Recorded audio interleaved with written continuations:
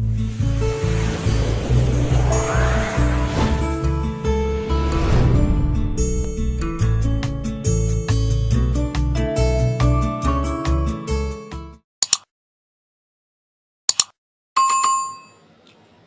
जी के अनमोल विचार। खुद वो बदलाव बनिए जो आप दुनिया में देखना चाहते हैं। किसी की मेहरबानी मांगना अपनी आजादी बेचना है। व्यक्ति की पहचान उसके कपड़ों से नहीं बल्कि उसके चरित्र से होती है। जब आपका सामना किसी विरोधी से हो तो उसे प्रेम से जीते, अहिंसा से जीते।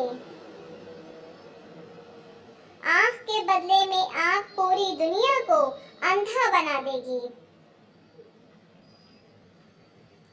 विश्व में कुछ ऐसे भी लोग हैं जो इतने भूखे हैं कि भगवान उन्हें किसी और रूप में नहीं दिख सकता सिवाय रोटी देने वाले के रूप में।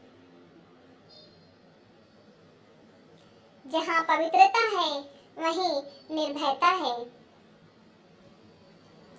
कानों का दुरुपयोग मन को दूषित और अशांत करता है। शक्ति शारीरिक क्षमता से नहीं आती है, ये एक अदम्य इच्छा शक्ति से आती है। आप मुझे बेड़ियों से जकड़ सकते हैं, यातना भी दे सकते हैं, यहाँ तक कि आप इस शरीर को खत्म भी कर सकते हैं, लेकिन आप कदापि मेरे विचारों को कैद नहीं कर सकते।